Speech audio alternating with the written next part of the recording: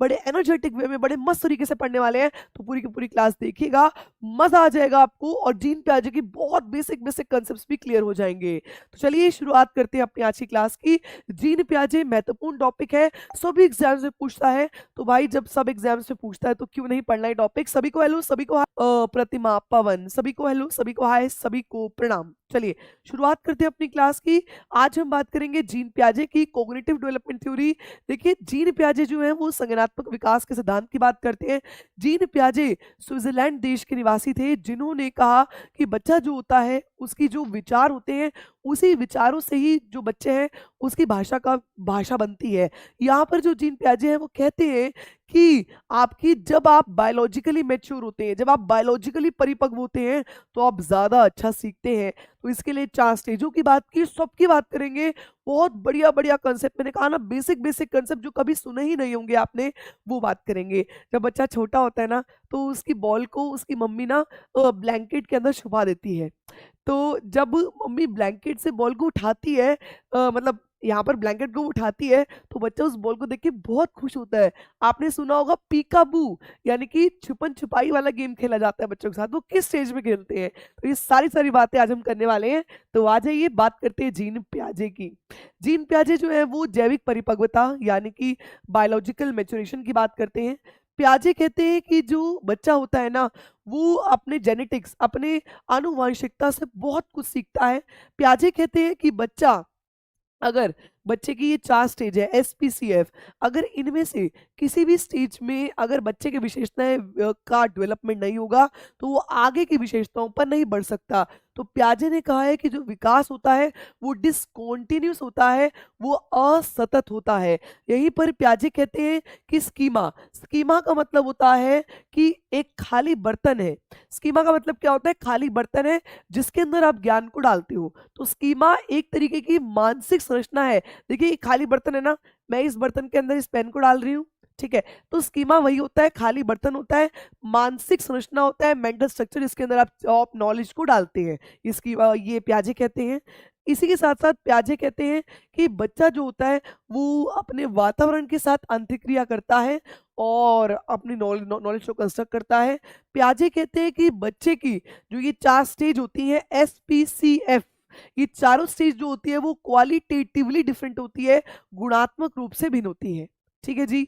तो चलिए पियाजे को हम आगे बात करेंगे। पियाजे जो है वो स्विट्जरलैंड के साइकोलॉजिस्ट हैं जो कि कॉग्निटिव डेवलपमेंट की बात करते हैं। कॉग्निटिव डेवलपमेंट 2 शब्दों से मिलकर बनता है, एक तो मेंटल यानी कि मानसिक, और दूसरा इंटेलेक्चुअल यानी कि जो हम खुद करके सीखते हैं, यानी कि बौद्धिक विकास की बात करते हैं। पियाजे कहते हैं कि जो बच्चा होता है वो अपने दिमाग का यूज करके सोचता है, तर्क करता है और अपने नए नए कंसेप्ट को बनाता है। तो यहाँ पर बेसिकली पियाजे ने दिमाग से खेलने की बात की है। जब भी पियाजे आएगा आपने दिमाग से खेलने की बात कर देनी है। ठीक है जी। चलिए, तो यहाँ पर पियाजे कहते हैं कि जो बच्चा होता है वो खुद ही अपने ज्ञान का निर्माण करता है। बच्चा जो होता है वो अपने ज्ञान को अलग अलग प्रक्रियाओं से सीखता है। आपको सारी की सारी प्रक्रियाएं मैं यहाँ पर अभी क्लियर करूंगी। और पियाजे कहते हैं कि जो बच्चा होता है वो गुणात्मक रूप से अपने से बड़ों से अलग होता है। याद रखो, गुणात्मक रूप से अपने से बड़ों से अलग होता है। गुणात्मक यानी कि क्वालिटेटिव, ये बहुत बेसिक बेसिक बातें हैं जो आपको याद रखनी है। पियाजे की जो थ्योरी है वो इन 6 कारकों पर निर्भर करती है। जैविक परिपक्वता यानी कि बच्चा जैसे जैसे एज बढ़ेगी बच्चा खुद से ही मैच्योर हो जाएगा। नोट करते रहिए, बच्चा जो होता है वो खेल खेल में सीखता है। बच्चा जो होता है वो सामाजिक अनुभव के माध्यम से सीखता है। बच्चा जो होता है वो संगठन करता है। संगठन करने का मतलब क्या होता है? जो उसके आसपास नॉलेज बिखरी हुई होती है ना, उसको ज्वाइन करता है, उसको कंबाइन करता है, उसको अरेंज करता है, उसको ऑर्गेनाइज करके बच्चा जो है वो सीखता है। अपने आसपास की जो ज्ञान उसके फैला हुआ होता है, हमारे आसपास हर जगह ज्ञान फैला हुआ होता है।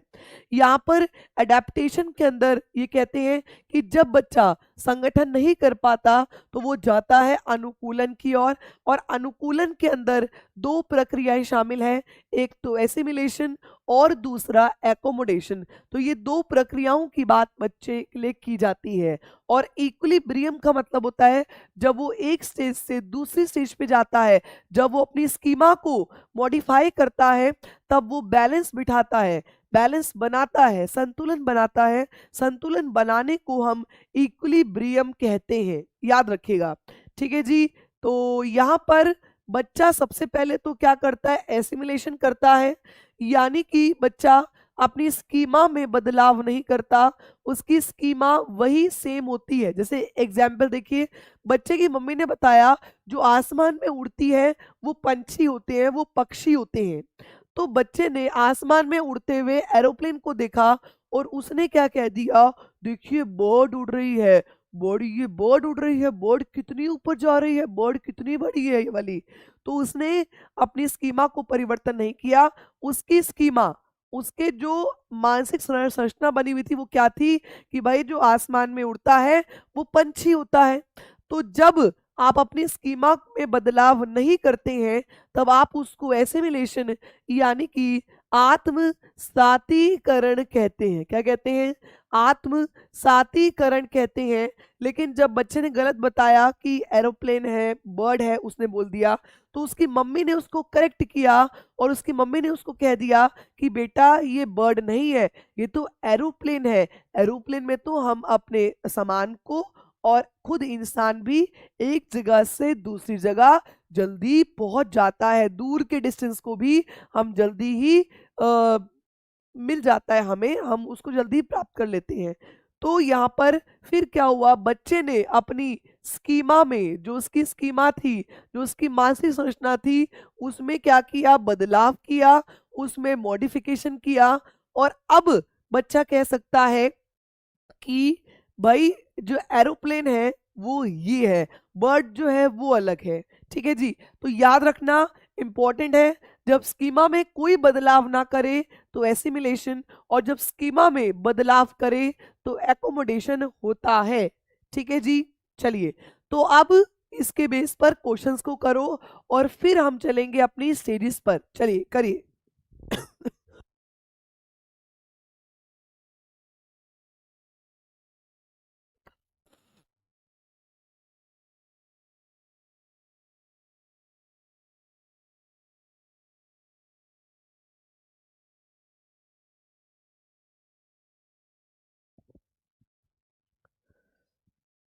चलिए, जीन प्याजे के अनुसार मस्तिष्क में ज्ञान की व्यवस्थित संरचनाएं क्या कहलाती हैं?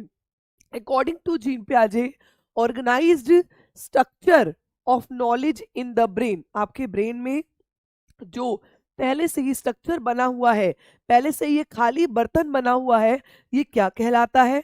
देखते हैं कितने बच्चे इसका सही से आंसर देंगे। अभी तो आपको बहुत सारी चीजें करनी है आगे जाके। भाई मैंने कहा ना, जब ब्लैंकेट उठाती है तो बॉल निकलता है, उसको क्या कहते हैं? मैंने कहा ना, जब बच्चे के सामने कोई भी चीज दिखाई जाती है और वो उस पर रिस्पॉन्ड करता है, उसको क्या कहते हैं? बच्चा मन ही मन में बहुत कुछ सोचता है और उसका एक मानचित्र बना लेता है, उसको क्या कहते हैं? तो ये सारी बातें हम लोग पढ़ने वाले हैं क्लास में। तो बताइए, ज्ञान की व्यवस्थित संरचनाएं क्या कहलाती है? और कल है सैटरडे, और सैटरडे को हम स्पेशल सेशन करेंगे।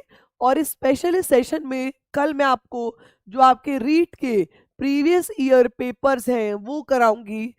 आपने सभी ने कल 11 बजे जुड़ना है। ठीक है, रीट के जो प्रीवियस ईयर पेपर्स हैं वो मैं कल आपको कराऊंगी, तो कल सभी ने 11 बजे जुड़ना है। ठीक है जी। तो इसको आप कहते हैं स्कीमा। सबने सही बताया, ऑपरेशन का मतलब होता है काम करना, रिफ्लेक्सेस नहीं है, और संप्रत्यय कंसेप्ट बनाना ये भी नहीं है। ठीक है जी। आगे बढ़िए, बात करते हैं प्रश्न नंबर दूसरा। जीन प्याजे के अनुसार हमारे मौजूदा स्कीमा में अनुभवों को लगातार सम्मिलित करने की प्रक्रिया को क्या कहा जाता है? जो हमारी पहले की स्कीमा बनी हुई है, हम उसी में ही इंफॉर्मेशन को डाले जा रहे हैं, हम इंफॉर्मेशन नहीं बदल रहे हैं, हम उसी में ही इंफॉर्मेशन को डाले जा रहे हैं, उसको हम क्या कहेंगे? जल्दी से आंसर दीजिए एवरीवन। ईयर जो सबसे लेटेस्ट वाला होगा ना, 2023 वाला, वो कवर करेंगे। ठीक है। तो बताइए, मौजूदा स्कीमा में अनुभवों को लगातार सम्मिलित करने की प्रक्रिया को क्या कहा जाएगा? तो वही स्कीमा है, उसी स्कीमा के अंदर ही आप एक्सपीरियंस कर रहे हैं, आप उसको बदल नहीं रहे हैं। जब स्कीमा सेम होती है तो आप उसको एसिमिलेशन यानी कि समावेशन कहते हैं। एकोमोडेशन में स्कीमा में बदलाव होता है, कैटेगराइज में अलग अलग कैटेगरी में डिवाइड होती है, और कंसेप्चुलाइजेशन भी नहीं है। इसका आंसर क्या है? पहला, दैट इज एसिमिलेशन।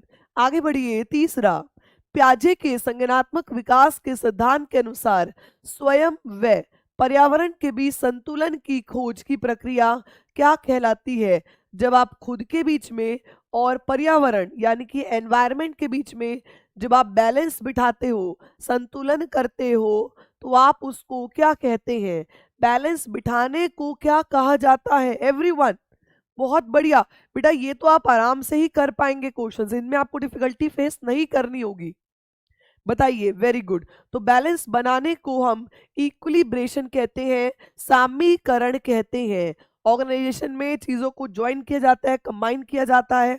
समावेशन में स्कीमा वही रहती है और समायोजन में स्कीमा में बदलाव किया जाता है। तो इसका आंसर क्या हुआ? इक्विलिब्रेशन लिखा हो, इक्विलिब्रियम लिखा हो, ये दोनों ही सही होते हैं। ठीक है जी, आगे बढ़िए। प्रश्न नंबर 4, जीन प्याजे के अनुसार व्यवहारों और विचारों को संयोजन, व्यवस्थीकरण, पुनः संयोजन और पुनः व्यवस्थीकरण करके सुसंगत प्रणाली में लाना क्या कहलाता है?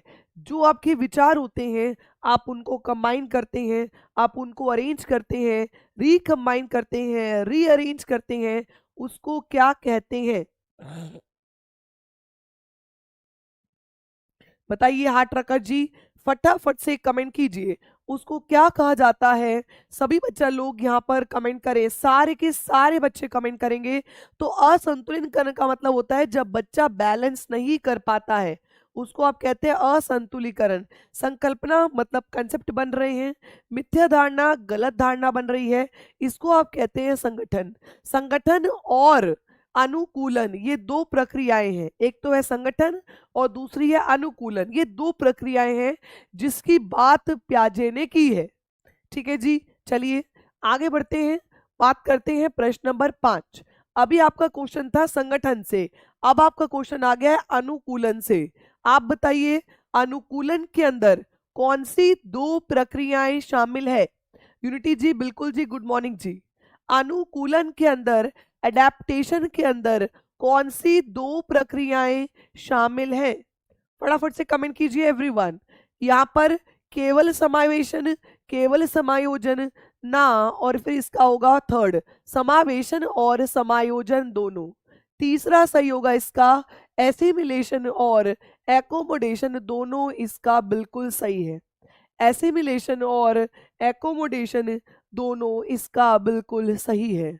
आगे बढ़िए, प्रश्न नंबर 6, छठा प्रश्न आपकी स्क्रीन पर।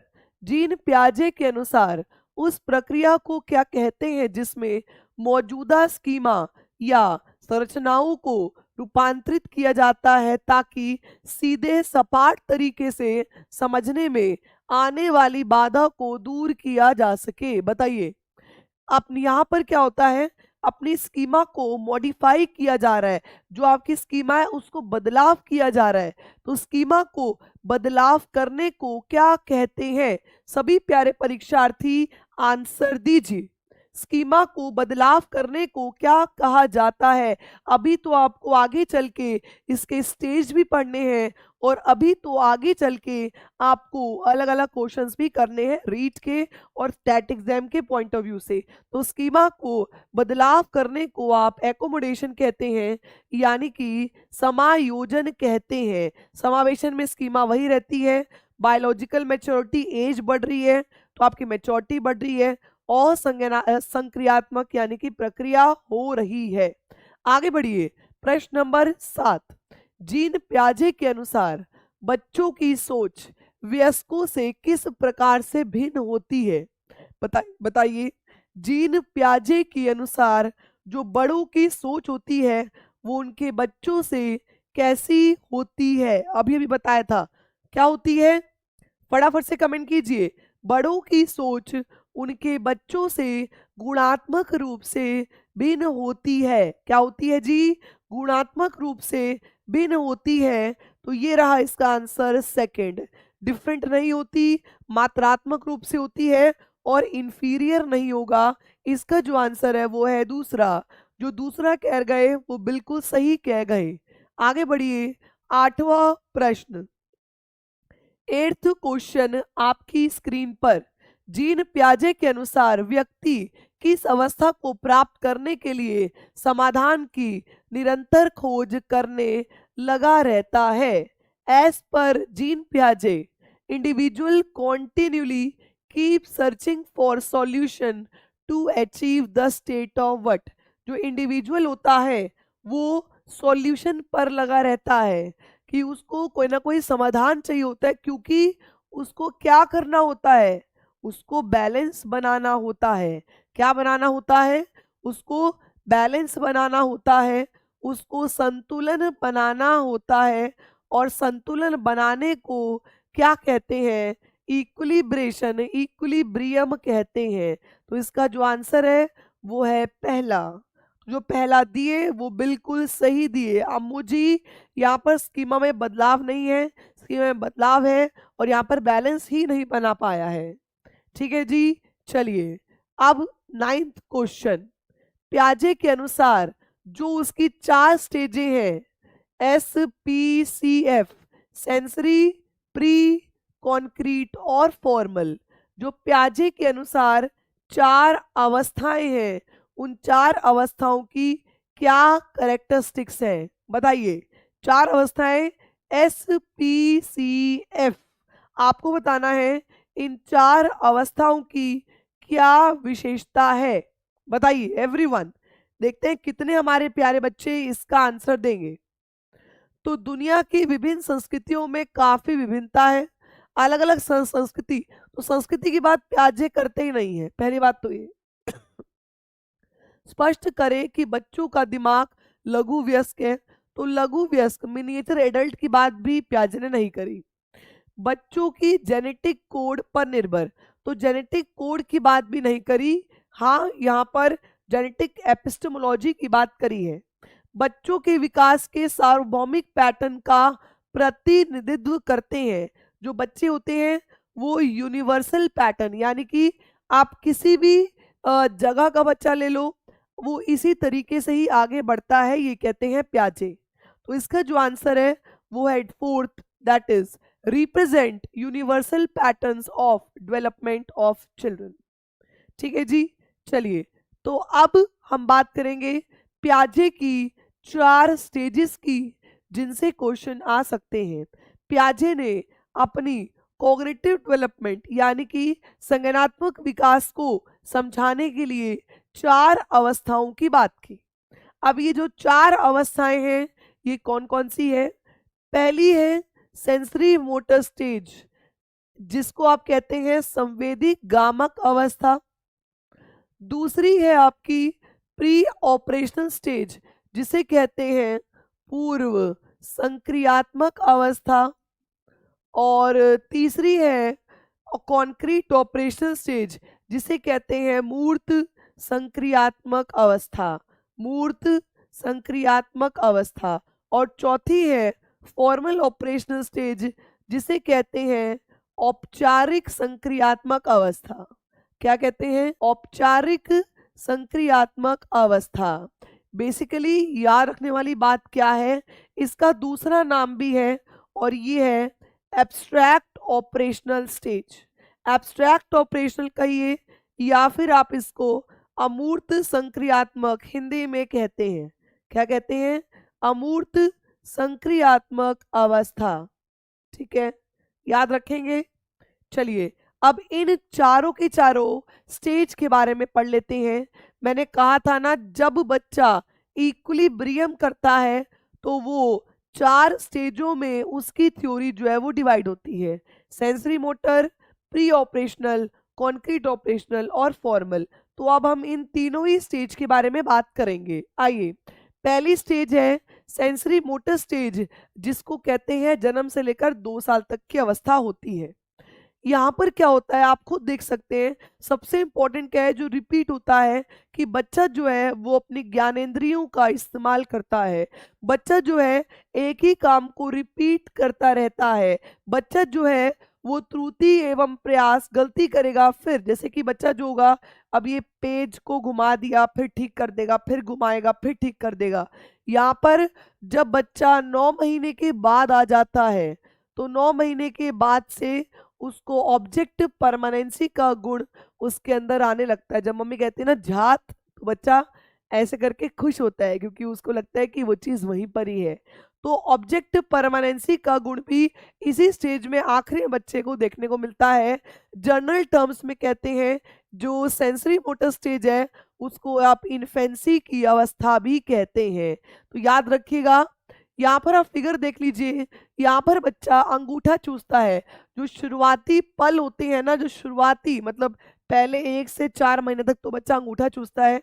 4 से 8 महीने के तक जो बच्चा होता है वो अपनी बातों को रिपीट करता है, वो एक ही बात को बार बार करने करने लगेगा। जब बच्चा 12 से 18 महीने का हो जाएगा तो वो सर्कुलर रिएक्शन गिराएगा, फिर उठाएगा, फिर गिराएगा, फिर उठाएगा, फिर गिराएगा, फिर उठाएगा। इस तरीके से सर्कुलर एक्शंस यहाँ पर चलते रहते हैं। याद रखिएगा। अब इंपॉर्टेंट तो है क्वेश्चन को सॉल्व करना क्योंकि पेपर में क्वेश्चन ही आएंगे। तो अब इस स्टेज से आपके लिए 4 से 5 क्वेश्चन आएंगे, बहुत बढ़िया जबरदस्त, जो मैंने यूट्यूब पे नहीं कराए हैं, पहली बार ही आप समझ लो करवा रही होंगी मैं। ठीक है, पहला प्रश्न बेसिकली है तो हमारा 10वां प्रश्न। एक बार पढ़िएगा और बताइएगा किस किस स्टेज की अवस्थाएं यहाँ पे दी हुई है। चलिए, शिशु अपनी ज्ञानेंद्रियों के माध्यम से सीखता है। वो कौन सी स्टेज है जहां पर बच्चे अपने सेंसेस का यूज करते हैं, जैसे कि देखना, सूंघना, हाथ से काम करना, ज्ञानेंद्रियों की के माध्यम से बच्चा सीखता है। वो कौन सी स्टेज होती है? कमेंट कीजिए एवरीवन। सभी को आता है, सभी लोग कमेंट्स करके अपना पॉइंट रखिए। कमेंट जरूर करने हैं आप सभी ने। Very good. तो बच्चा जब सेंसरी मोटर स्टेज में होता है यानी कि संवेदी पेशी अवस्था, संवेदी गामक अवस्था में होता है, तब उस दौरान वो ज्ञानेंद्रियों की मदद से सीखता है। ये क्वेश्चन आपके पेपर में आया हुआ है। देखिए नेक्स्ट, देखिएगा 11th। प्याजे के संज्ञानात्मक विकास के चरणों के अनुसार इंद्रिय गामक, जिसे आप संवेदी प्रेरक या संवेदी गामक अवस्था कहते हैं, उसमें किससे संबंधित है? आप बताइए इन चारों में से संवेदी गामक अवस्था की विशेषता कहां पर दी हुई है?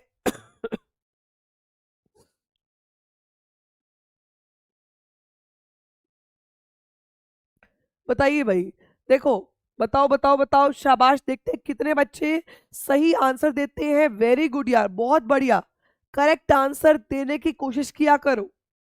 देखिए, सोशल इश्यूज, सामाजिक मुद्दों को जानना, छोटा बच्चा है क्या ही समाज के मुद्दों को जानेगा। तार्किक समस्या, तार्किक चिंतन जो शुरू होता है ना, वो आपका तीसरी अवस्था में होता है, मूर्त संक्रियात्मक में होता है तार्किक। एबिलिटी टू इंटरप्रेट और एनालाइज, एनालाइज करना, टुकड़ों में तोड़ना, ये आखिरी अवस्था फॉर्मल के अंदर औपचारिक में होता है। ठीक है, तो ये भी गलत हुआ, ये भी गलत हुआ, ये भी गलत हुआ। इसका आंसर है दूसरा। अनुकरण, दूसरे को कॉपी करता है। स्मृति, अपने दिमाग का यूज करना शुरू करता है। और मानसिक निरूपकता, अपने मेंटल रिप्रेजेंटेशन बनाना शुरू कर देता है। ठीक है जी। आभा, खुशवाहा, प्रिंसी, पूनम, सबको समझ में आ रहा है? आसान क्वेश्चन है। दूसरे का इमिटेशन मेमोरी और मेंटल रिप्रेजेंटेशन। आगे देखिए, ये भी क्वेश्चन आपके लिए नया होगा। चलिए देखिए, जीन प्याजे mention the game peekaboo, peekaboo for which stage? Jean प्याजे ने पीकाबू नामक खेल का जिक्र किस अवस्था में किया है? पीकाबू यानी कि छुपन छुपाई जैसे हम खेलते हैं ना, पीकाबू होता है। तो पीकाबू की स्टेज की जो मेंशन है, उन्होंने किस स्टेज में किया है? बताइए बताइए बताइए, शाबाश सभी बच्चे लोग इसका आंसर दीजिए। ये आपके रीट के पेपर में आया हुआ प्रश्न है, पीकाबू।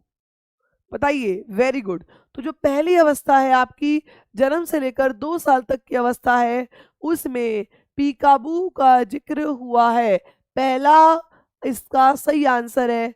जो आप हाइड एंड सीक खेलते हैं, जो आप छुपन छुपाई खेलते हैं, वही होता है पीकाबू। ठीक है, क्लियर हो गया। याद रखिएगा, पेपर में ये बेसिक क्वेश्चन पूछता है। अभी डिस्काउंट को कम कर दिया गया है। पहले डिस्काउंट था आपका 55%, अब डिस्काउंट को कर दिया गया है 51%। तो आप सभी बच्चे इस डिस्काउंट का भी फायदा उठा लो, वरना इसको भी हम कम कर देंगे। ठीक है जी, चलिए आगे बढ़ेंगे। एक बहुत बढ़िया क्वेश्चन है ये भी, 13th। ये भी मैं पहली बार ही यूट्यूब पे करा रही हूँ। देखिएगा, एक बच्चा हर बार हैरान होता है जब उसकी माँ अपनी आंखों को ढक लेती है और फिर आंखें खोल देती है। ऐसे करके ढक लिया, फिर खोल दिया, जात जात ऐसे करके। किस पियाजेटियन संज्ञानात्मक अवधारणा को बच्चा अभी तक समझ नहीं पाया है और इस खेल को इतना रोमांचक बनाता है? उसको ये नहीं पता भाई माँ तो यही रहेगी, उसको ये लगता है कि माँ तो चली जाएगी। उसको क्या लगता है कि माँ तो चली जाएगी। उसको ये नहीं पता कि जो चीज तुम्हारी है वो तुम्हारे पास ही रहेगी, वो कहीं जाएगी नहीं। तो ये किस विशेषता की बात यहाँ पर हो रही है? ये किस विशेषता की बात यहाँ पर हो रही है? तो यहाँ पर देखिए, संरक्षण का मतलब होता है बड़ी चीज को टुकड़ों में तोड़ना। क्रमबद्ध का मतलब होता है सीरियल वाइज ऑर्डर में लगाना। जीवात का मतलब होता है नॉन लिविंग में लिविंग को, जैसे कि डॉल को हम नहलाते हैं, खिलाते हैं। तो जब हम निर्जीव को सजीव समझता है बच्चा, उसको आप बोलते हैं जीववाद। और आंसर तो आप दोगे ही, तो इसका आंसर है सेकंड, ऑब्जेक्ट परमानेंस इसका बिल्कुल सही आंसर है। दूसरा ऑप्शन ऑब्जेक्ट परमानेंस, ये आपके स्टेट टेट एग्जाम्स के लिए इंपॉर्टेंट प्रश्न है। तो इन प्रश्नों को थोड़ा गौर फरमाइए, इन प्रश्नों को सही तरीके से देखिए और अपने आप को इवेल्युएट जरूर कीजिए। अपनी नॉलेज को बेहतरी आप ही दे सकते हैं, अपनी नॉलेज को बेटर आप ही बना सकते हैं। तो इसीलिए आपके ही खुद का कर्तव्य है कि अपने ज्ञान का निर्माण करो, अपनी स्कीमा को बेहतर करो। स्कीमा को मॉडिफाई करना जरूरी है। अगर स्कीमा को उतना ही रखोगे तो जिंदगी नहीं जी पाओगे, ना पेपर क्रैक कर पाओगे। तो स्कीमा को मॉडिफाई करना होगा, एकोमोडेशन करना होगा आपको। ठीक है, चलिए तो बात करते हैं अपने अगले प्रश्न की।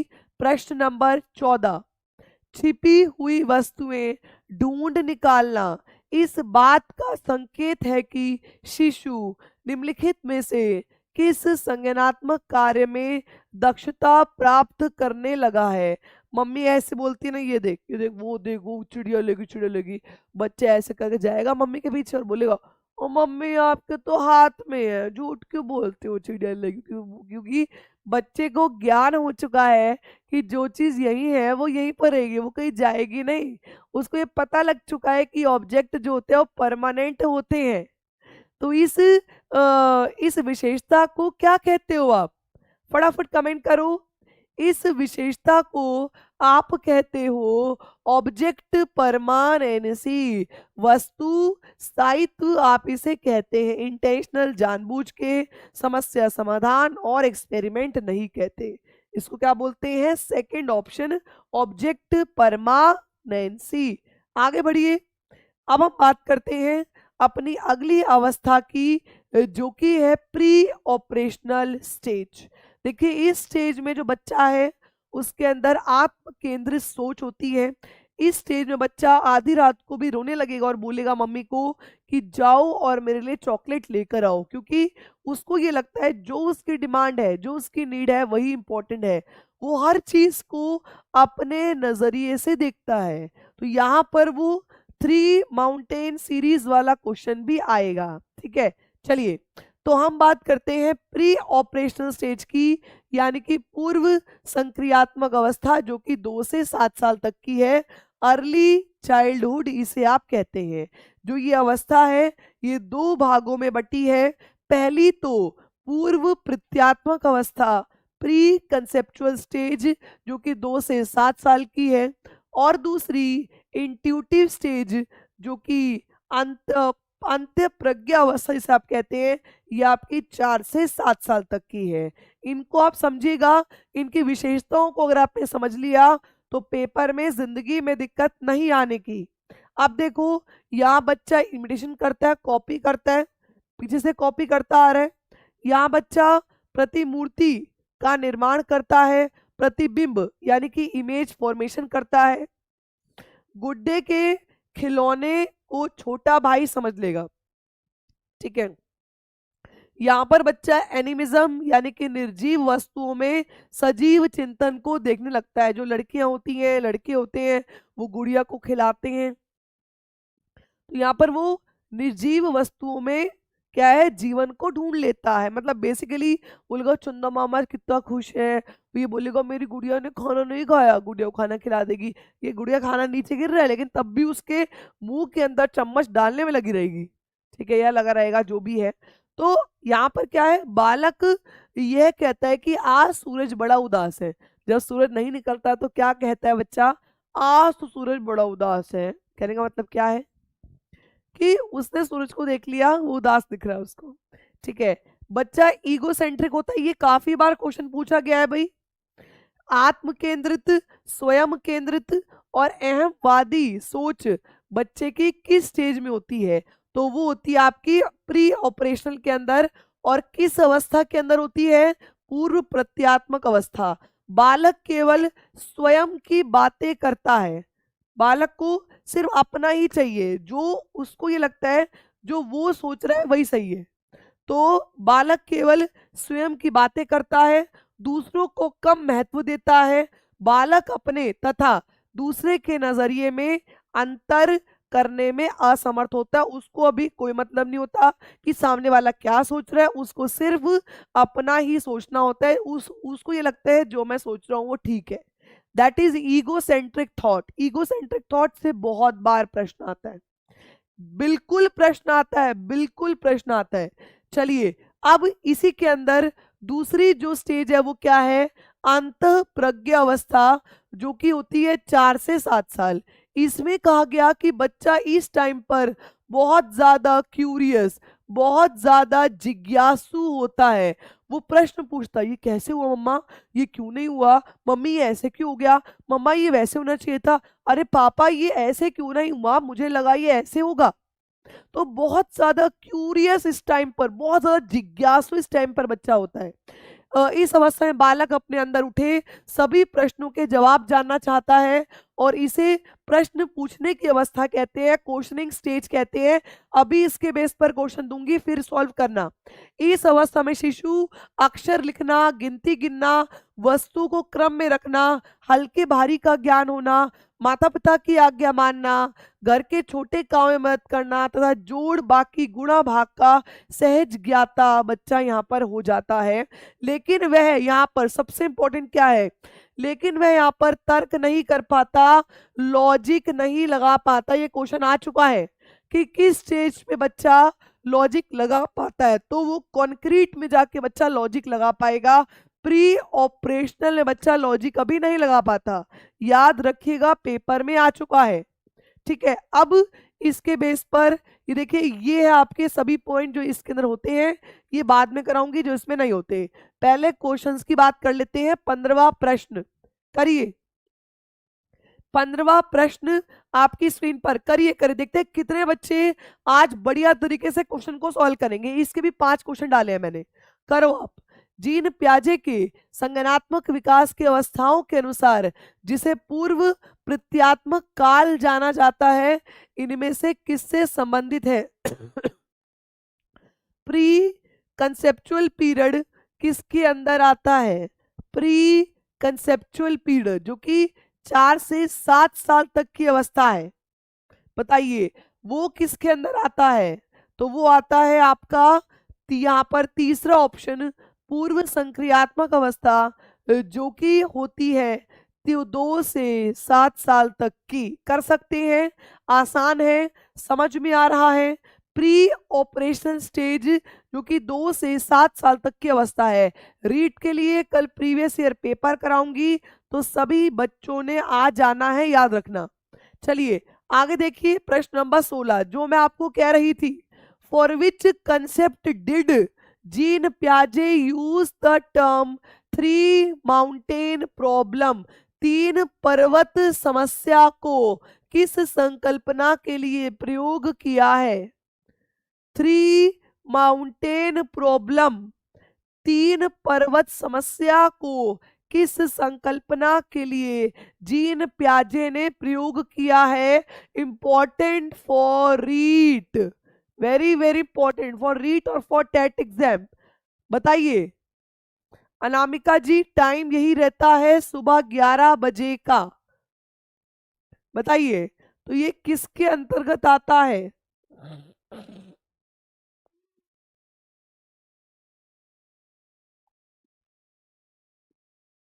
बताइए एवरीवन। तो ये आता है किसके अंदर? देखते हैं कितने बच्चे सही बोलते हैं। इसका जो आंसर है वो है स्वयं केंद्रण, यानी कि सेल्फ सेंटर्ड। अब इस 3 माउंटेन प्रॉब्लम को समझो। देखिए जो छोटा बच्चा है उसके सामने 3 माउंटेन रखे गए। एक माउंटेन के ऊपर स्नो गिर रही थी, एक माउंटेन के ऊपर प्लस का साइन था, एक माउंटेन के ऊपर घर बना हुआ था। अब बच्चे को कहा गया कि तुम उस गुड़िया की तरह सोचो कि अगर तुम गुड़िया होते तो तुम क्या करते इस टाइम पर, कि तुम्हें कौन सा माउंटेन में जाना पसंद था या तुम किस माउंटेन की बात करते। तो उसने गुड़िया का नहीं सोचा, उसने खुद अपने अनुसार आंसर दिया, मैं इस फलाना माउंटेन पर चला जाता। तो वो क्या था? उसने गुड़िया का पक्ष ना सोचकर उसने सिर्फ अपने ही पक्ष को सोचा और अपने ही अनुसार आंसर दे दिया। उसको हम कहते हैं 3 माउंटेन प्रॉब्लम। और 3 माउंटेन प्रॉब्लम के पूछने पर जीन प्याजे ने पाया कि बच्चा तो ईगो सेंट्रिक होता है, बच्चा तो सिर्फ अपनी ही सुनता है। तो ये चीजें आपको कहीं नहीं मिलेगी, ये चीजें आपको सिर्फ दीपाली मैम की ही क्लास में मिलेगी। रैशनैलिटी, तार्किकता भी नहीं करता, संरक्षण का इसकी अगली स्टेज में करेगा। आत्मीकरण, एसिमिलेशन तो एक प्रक्रिया है, और अनुत्तरित आप आंसर दोगे, इसलिए 5th नहीं लगाना। तो इसका आंसर है सेकंड, स्वयं केंद्रण। हाटरकर, नीलम, अजित, प्रिंसी, पूनम, याद रखना। एक और क्वेश्चन करो, इससे भी आपको मजा आएगा, ये भी बढ़िया क्वेश्चन है। बालक समझता है कि जो वह कर रहा है वह सही है, ना तो उसे कोई रोके ना तो उसे कोई टोके। बच्चे को लगता है जो मैं कर रहा हूं ना वही सही है, मुझे कोई रोके ना और मुझे कोई टोके ना। तो ये जो सेल्फ सेंटर्ड उसकी सोच होती है वो किस स्टेज में होती है? बताइए। हाँ, मेक बिलीव प्ले होता है, मम्मी पापा गुड़िया गुड्डी सब खेलता है, हार्ट ट्रकर करेक्ट है। बताइए जी क्या होगा? ना मुझे कोई रोके ना मुझे कोई टोके, ये तो गाना भी है ना, ना मुझे कोई रोके ना मुझे कोई टोके। याद है, ये गाना भी है, मैं सर्व करके बताऊंगी, ये गाना है।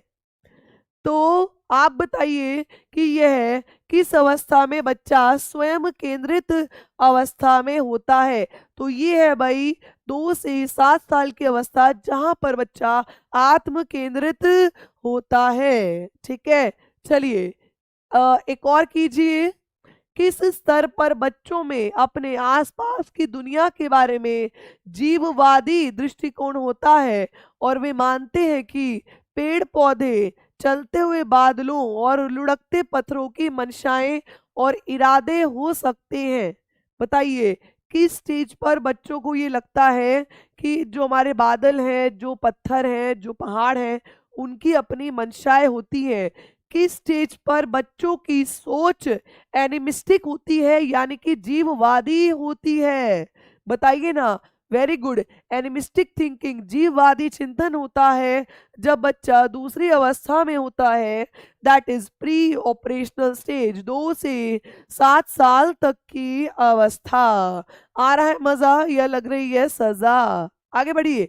19वां प्रश्न आपकी स्क्रीन पर। चलिए चलिए चलिए, शाबाश। और अगर क्लास पसंद आ रही है क्लास में कुछ ना कुछ नया सीख के जा रहे हैं तो क्लास को लाइक शेयर जरूर कीजिए। सबसे पहले तो लाइक का बटन दबा दीजिए। शाबाश, आगे बढ़िए।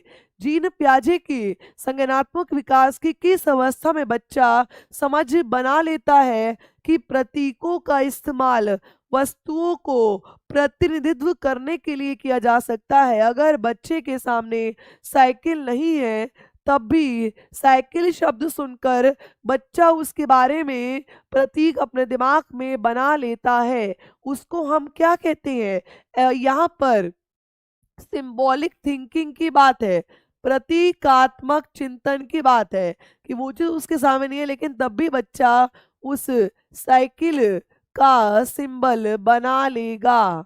उसे हम क्या कहते हैं? सिंबॉलिक थिंकिंग कहते हैं, प्रतीकात्मक चिंतन कहते हैं।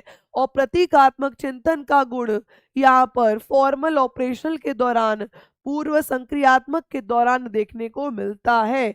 याद रखिए जी। लास्ट क्वेश्चन इस स्टेज का था। अब बढ़ जाइए अगले स्टेज पर, कॉन्क्रीट ऑपरेशनल। यहाँ पर बच्चा अब तर्क करना शुरू कर देगा, लेकिन जो तर्क करेगा ना वो सिर्फ जो सामने उसको चीज दिखाई देगी। जैसे कि मैंने आपको पेन दिखाया, ये क्या है? पेन है ना, ये देखो देखो देखो पेन है। तो जो चीज उसको दिखाई देगी, जिस चीज को वो छू सकता होगा, जिस चीज को वो देख सकता होगा, उसी के लिए वो चिंतन करेगा। जो नहीं देख सकता उसके लिए वो चिंतन नहीं कर सकता। क्या आपको समझ में आ रहा है? तो ये है कॉन्क्रीट ऑपरेशनल स्टेज, ठोस मूर्त संक्रियात्मक अवस्था। 7 से 12 साल की अवस्था है, इसको मिडिल चाइल्डहुड।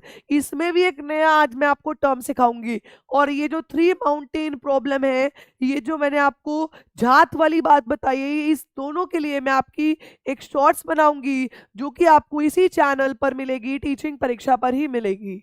राइट? तो यहाँ पर देखिए, ठोस वस्तु के आधार पर समस्या समाधान, चिंतन अधिक व्यवस्थित हो जा रहा है। बच्चा अब 7 साल का हो जा रहा है।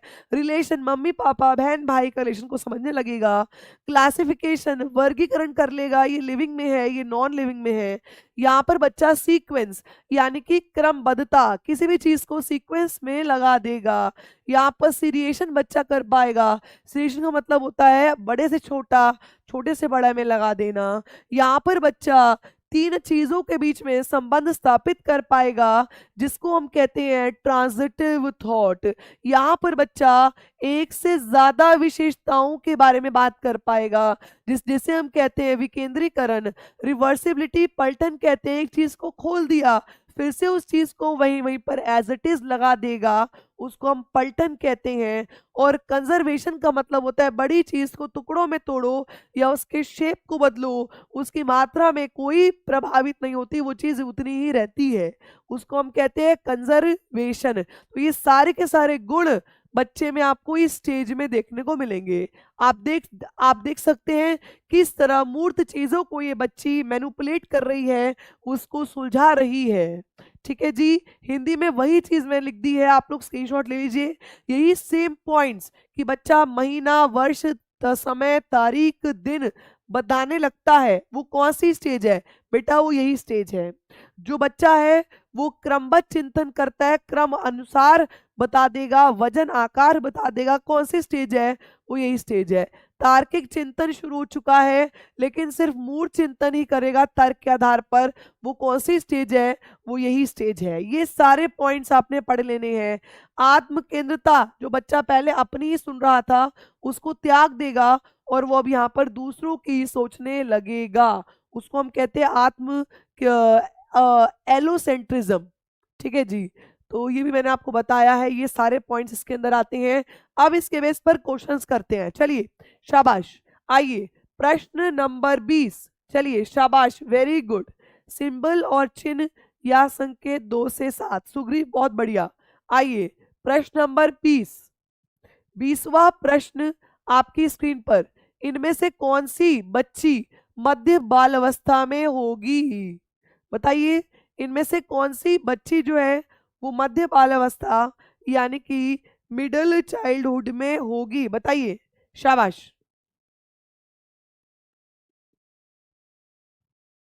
मिडिल चाइल्डहुड में होगी एक बच्ची जिसने सभी सामाजिक संदर्भों में नकल सीखना शुरू किया है, एक बच्ची जो अमूर्त विचारों को आसानी से पालन, देखो अमूर्त तो नहीं कर सकती, एक बच्चे जो सकारात्मक खेल नहीं शामिल हो सकती, एक बच्चे तार्किक रूप से तर्क कर सकती है और संरक्षण करती है। तो यहाँ पर क्या होगा बताइए। देखिए इमिटेशन की बात तो पहली स्टेज में हुई थी, एब्स्ट्रैक्ट की बात इसकी अगली स्टेज में है, अगली में औपचारिक में है, कोऑपरेटिव प्ले की बात दूसरे स्टेज में हुई थी।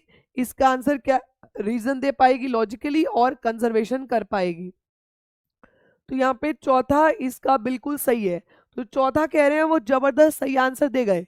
आगे बढ़िए 21वां प्रश्न, ये भी मैं पहली बार ही यूट्यूब पे आज करा रही हूँ, पढ़िए। मूर्त संक्रियात्मक अवस्था की विशेषता क्या नहीं है?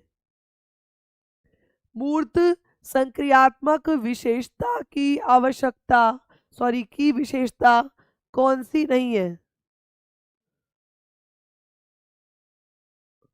मूर्त संक्रियात्मक अवस्था की विशेषता इनमें से कौन सी नहीं है? देखो भाई, यहाँ पर रिवर्सिबिलिटी है, विकेंद्रीकरण है, संरक्षण वर्गीकरण संबंध है, लेकिन अतार्किक चिंतन नहीं है। यहाँ पर बच्चा तर्क करना शुरू कर रहा था, तर्क तो करने लगा है, तो अतार्किक तो नहीं है और हम आंसर देंगे। तो इसीलिए ये इसका कौन सा हो गया, ये इसका ऑप्शन नंबर 4 गलत वाला है और आपसे गलत ही पूछा है। सिंपल। अब बढ़ो आगे, एक और